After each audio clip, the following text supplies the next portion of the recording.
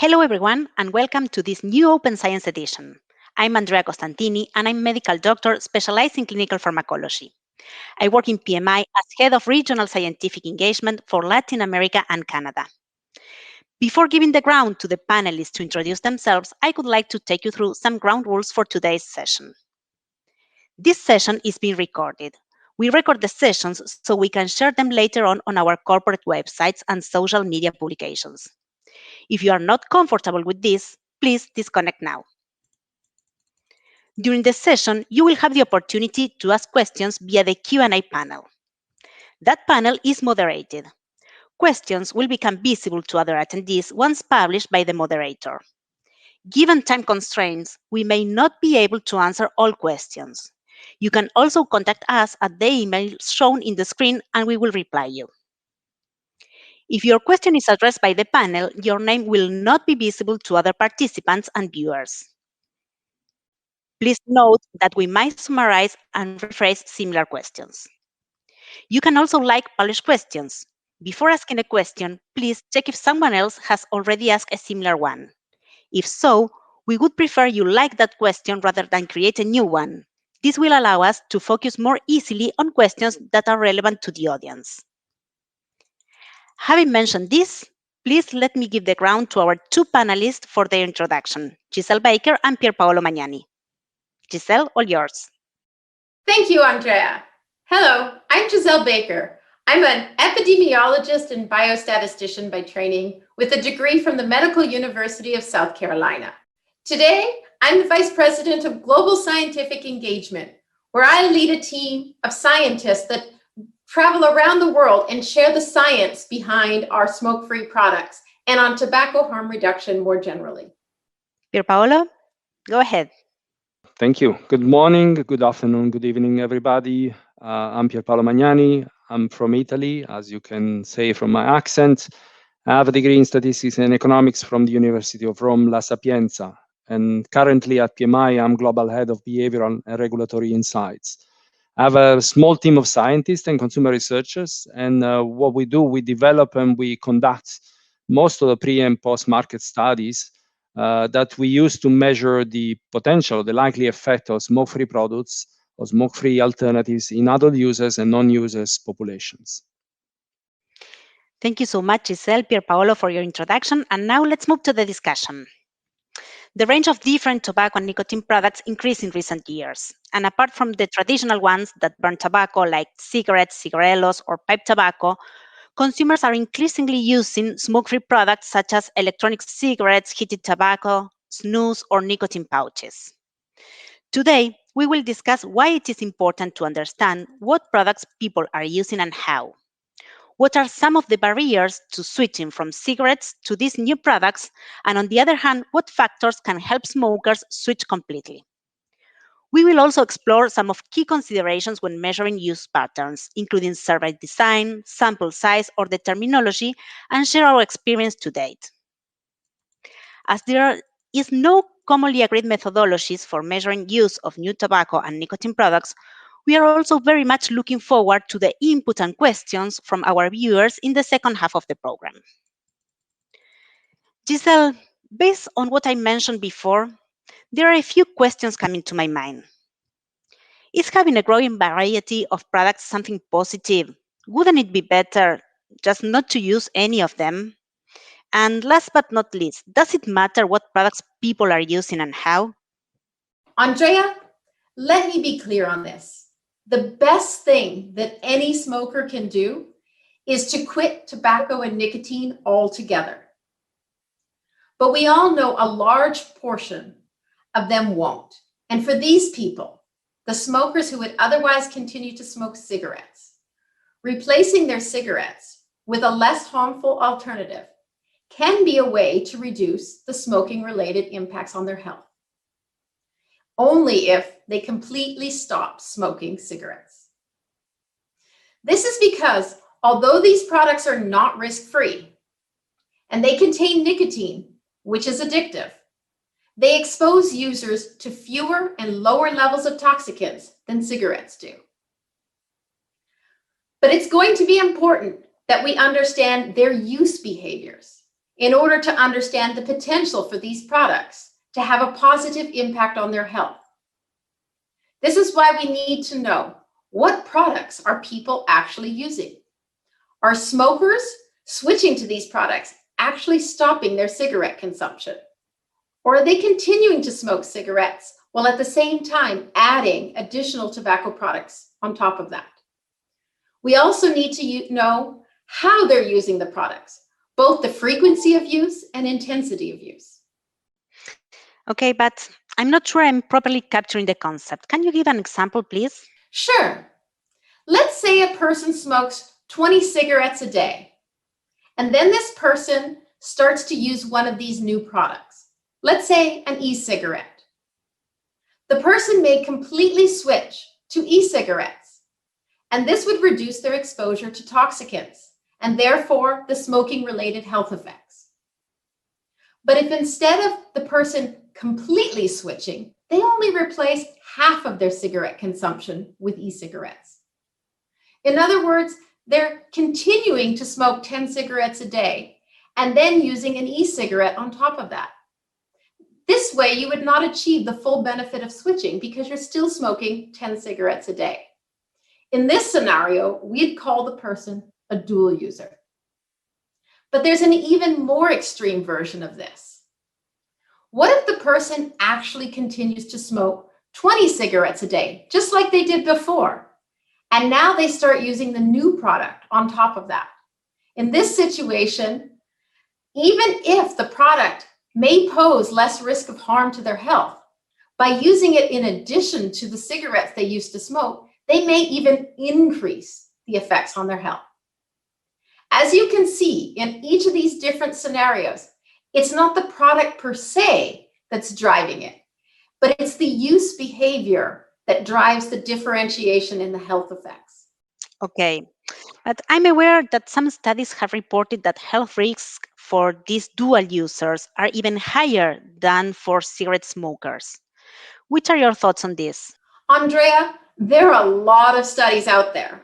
In fact, in the last 5 years, there have been more than 6,000 publications on smoke-free products. Within these publications, there's a lot of variability in the studies, the study methods, and the analysis and interpretation. This is why dialogues like we're having today are so important. If we look at our clinical studies, we have seen that the level of exposure to toxicants, and therefore the impact on exposure, is almost exclusively driven by the amount of cigarettes that a person is smoking. Simply put, the fewer cigarettes that a smoker smokes, the lower their exposure to the toxicants.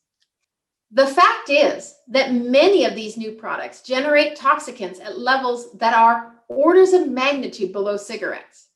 So it's not surprising that the primary driver of toxic exposure is the cigarettes themselves, or more precisely, the combustion of the tobacco in the cigarette. However, it's really important that people understand that reducing cigarettes is not the same as completely stopping cigarettes or completely switching to a less harmful alternative. The most important thing for a smoker is to stop smoking cigarettes altogether.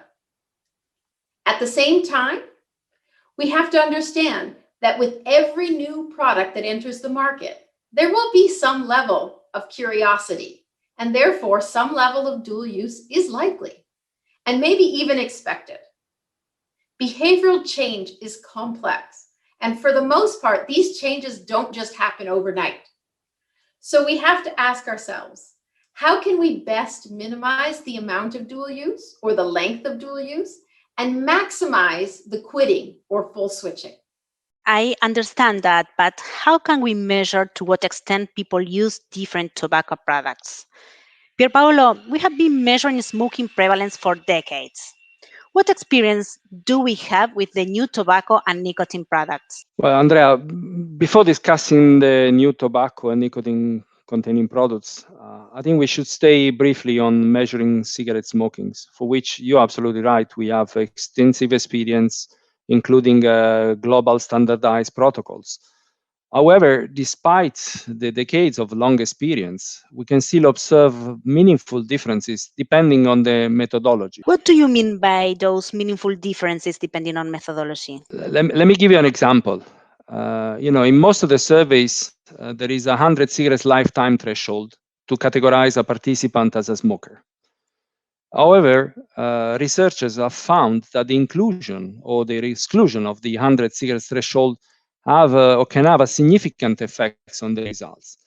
For instance, using data from several national representative surveys in Mexico, researchers have found that the 2016 estimates with the inclusion of the 100 cigarettes threshold were 33% for males and 40% for females, lower compared with the estimates without the inclusion of the 100 cigarettes threshold. And other surveys, instead of daily or less than daily or current use, ask about tobacco use in the past 30 days or in the past 7 days. And then you see that the same person could be considered a smoker or a non-smoker, depending on the definition that are adopted in the survey. And then two research groups interviewing the same group of people may come to different results due to different definitions. And here we are just talking about smoking.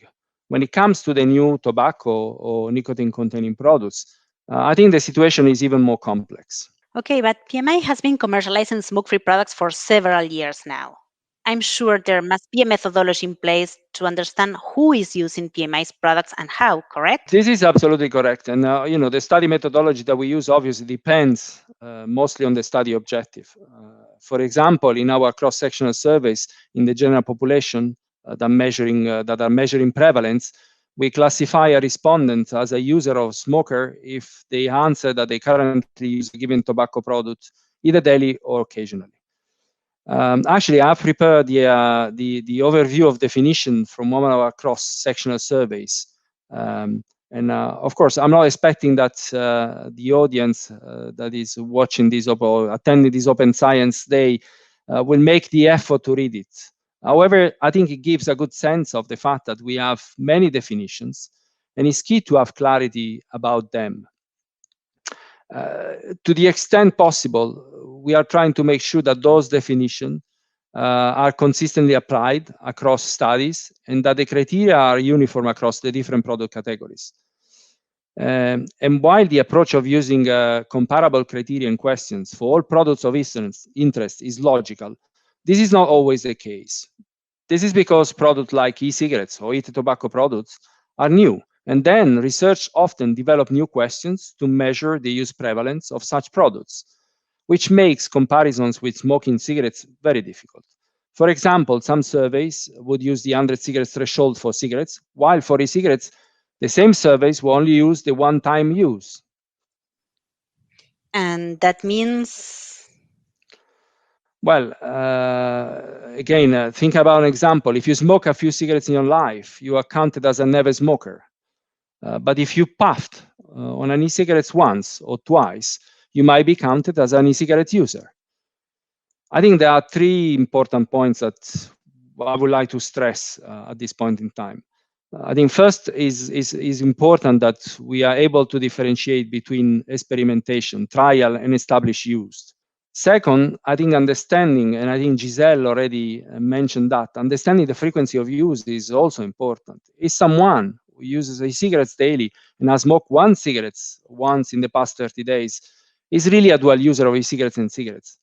And finally, we need to understand smoking intensity. The health impact is likely to be different for somebody who is smoking one cigarette a day and also uses an e-cigarette versus someone else who is smoking 15 cigarettes a day and also uses an e-cigarette.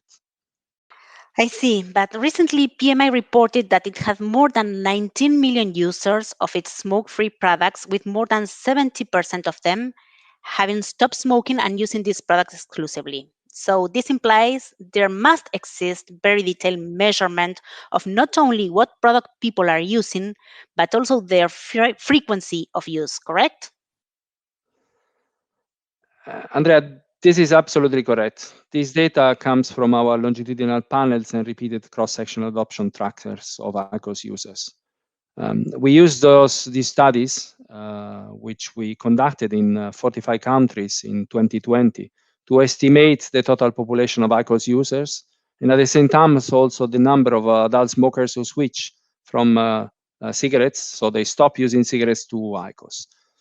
And in these studies, we look at the totality of the IQOS users' tobacco consumption in the past 7 days, including cigarettes. So this period of time provides an accurate data of the most recent tobacco use, and at the same time, it also captures respondents' behavior in different situations, in different occasions, on both working and non-working days. And now let me say something that all the people that are attending this Open Science Day, they know very well, but sometimes it's not always 100% considered. We have always to remember that the study design must be driven by the question we are seeking to address. Thank you so much, Pier Paolo. Giselle, you work in biostatistics and data management. What's your take on this? Andrea, I have to agree with Pier Paolo here. It's the research question that will actually define the study design, the study population, the data that you collect in the study, and the way that you analyze the results. You will collect data from all studies, but it's the design is wrong. The results may not be suitable for the question that you're asking, and you won't be able to get answers in a meaningful way. Can you further explain this with an example? Sure. Let me show you a hypothetical example that I prepared. Let's take a hypothetical country that has a population of 10 million adults. If you assume that the smoking prevalence in this country is about 20%, you would have about 2 million adult smokers in the country. If you then take that same country and you introduce a new tobacco product, at first, the prevalence of this new product would be really low. So let's say that's about 1%. That means in that country, you would have about 100,000 adults using these new products. So if you consider our cross-sectional study of the general population, where we typically take a sample of about 5,000 adults, such a sample would never be 100% representative of the population, meaning that the number of smokers or users will vary from sample to sample. There's sampling error in every sample that you take. Consider the example I was speaking about in the country with a 20% smoking prevalence and 1% prevalence of the new product. In this sample of 5,000 people, you would expect that you would maybe find 1,000 smokers and 50 users of the new product. But in a sample, this would only come to these exact numbers about 1% of the time. In fact, 50% of the time that you take a sample of 5,000 people, you would actually get fewer than these numbers. This type of sample is fine if what you're trying to do is calculate the overall prevalence of product use.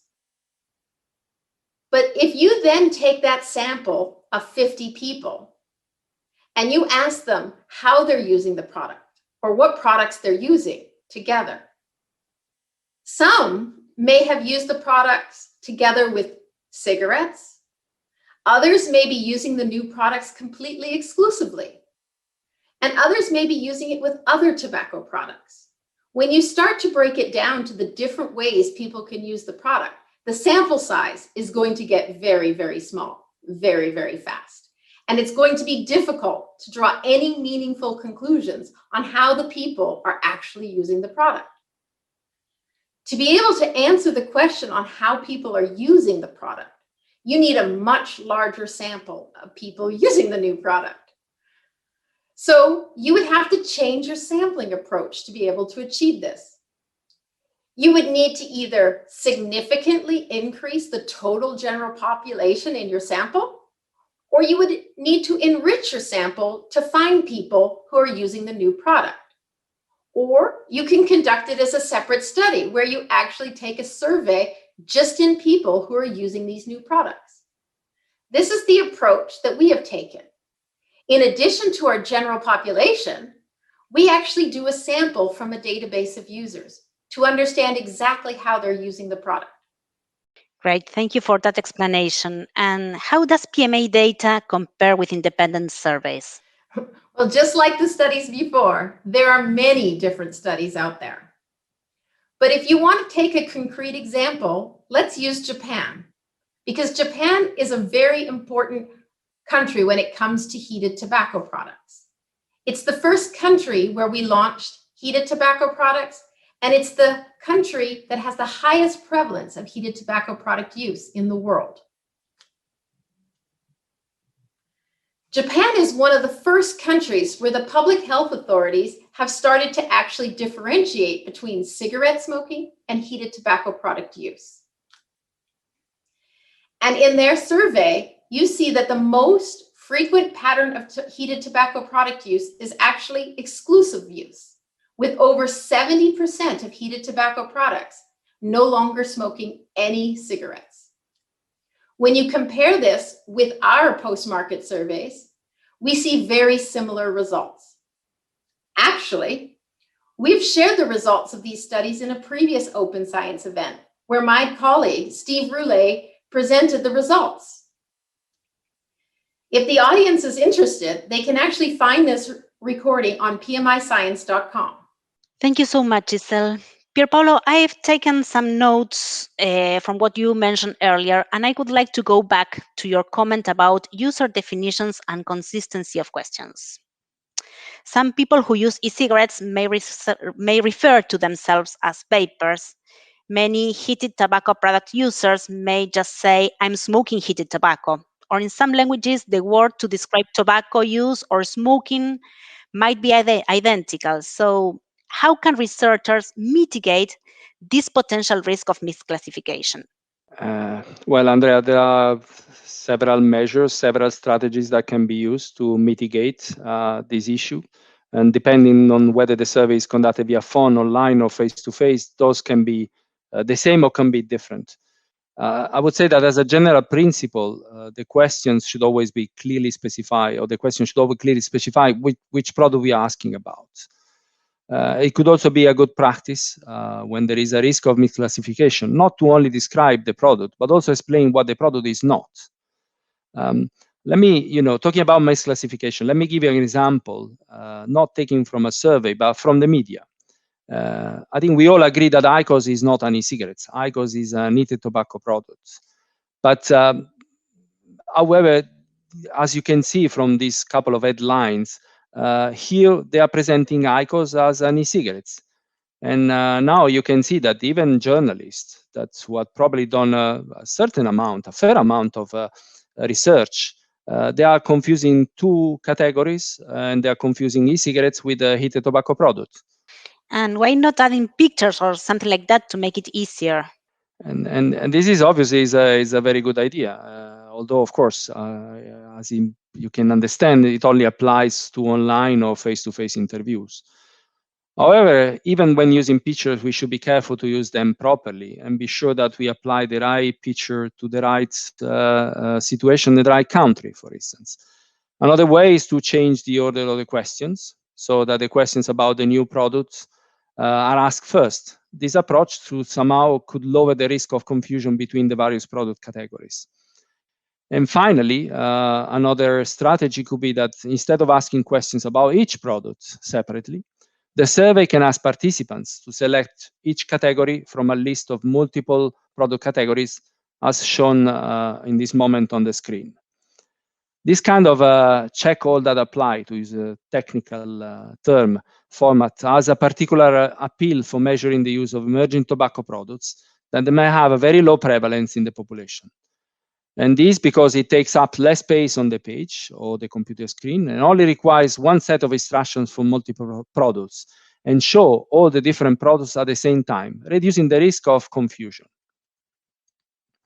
On the other hand, researchers have found that this approach may underestimate prevalence compared to forced choice, as respondents may leave certain answers choice blank. So there is always a certain level of consideration when when those strategies or measures are applied. So it seems to be a lot of suggestions, right? You're absolutely right. There are many, but let me try to summarize some of the key points. I think, first of all, we need to ensure consistency of questions about cigarette smoking compared to the use of new tobacco and nicotine products. Second, I think we need to be able, through our questions, to differentiate between regular use and trial. And we need also to be sure that the terminology around the new tobacco and nicotine products is understood by survey respondents. And we always need to keep in mind the research question that we are trying to address. This is key. I would say that ideally, moving forward, scientists, regulators, the industry, they should work together to define somehow a commonly agreed terminologies and methodologies. I see. So, besides the consistency of questions, sample size, sample source, terminology, is there something else to consider when measuring use behaviors? Yes, let me complicate a little bit more the situation. Another important point is to consider when measuring use behavior is to consider the difference and the role of longitudinal studies and cross-sectional studies. I'm sure we are all familiar with those two studies. As you know, in a cross-sectional study, we collect data from a population at a specific point in time. Think this approach as a static picture. Each time we conduct the survey, we involve a different group of people and we take a picture of them at a discrete moment. On the other hand, longitudinal study is more like a movie. We can observe the behavior of the same group of people over time. This means that we can also see various transitions from a certain use behavior to a different one. But longitudinal studies have limitations too. Typically, this includes high attrition rates, means that we need to continue maybe adding new study participants and subsequent waves. And as you can imagine, this results in a quite expensive exercise to maintain longitudinal study. But at the same time, both study design can be useful. But what it matters is the question we are trying to address. We don't need to start a longitudinal study to understand what is the prevalence of smoking or the prevalence of a new tobacco product in the general population. And a cross-sectional study at the same time has a limited use if we are trying to understand how respondents move on transition over a certain period of time from one product to another product. Thank you so much, Pierpaolo. Let me go back to something that Giselle mentioned at the very beginning. And here in my notes, I see that she said that the question is how can best minimize dual use and maximize full switching for those who would otherwise continue to smoke. You spent most of your career in consumer insights. Can you share with us some of your key observations, key learnings in terms of drivers that can promote full switching? Yeah, you say rightly that behavior change is, and Giselle said as well, that behavior change is a complex process. But I think if we look at some of the drivers or the barriers to switching from combusted cigarettes to those new products, there are some certain common factors that are common and similar across most countries. I think what we found since we started to commercialize those smoke-free products is mostly in line with what was found by some independent studies. First, a potential health benefit is one of the drivers. A modified risk communication associated with an alternative product is a motivator for a change in behavior. For example, we have seen in our studies that IQOS users who perceive the product as less risky than continuous smoking were more than 3 times more likely to switch completely to IQOS and to continue to use the product and not to go back to cigarettes. And I think we presented these studies at our Open Science event last year. And by the way, in the meantime, we also replicated the same analysis in Italy, Germany, and Russia, and we found very similar results compared to the results that we found in Japan. Okay, but are there other factors to be considered? Absolutely. Communicating benefits is one of the factors, but another factor could be the financial one, the costs of adopting an alternative versus continuous smoking. Alternative products should come in a different price range, with different price range that allows access by different socioeconomic classes. We cannot forget physical factors such as enjoyment, satisfaction, and the sensory experience in comparison to cigarettes. Liking the taste of a new product is key to ensure that actually the transition from cigarettes to this new product is happening. Moreover, we cannot forget some of the key elements, such as practical consideration.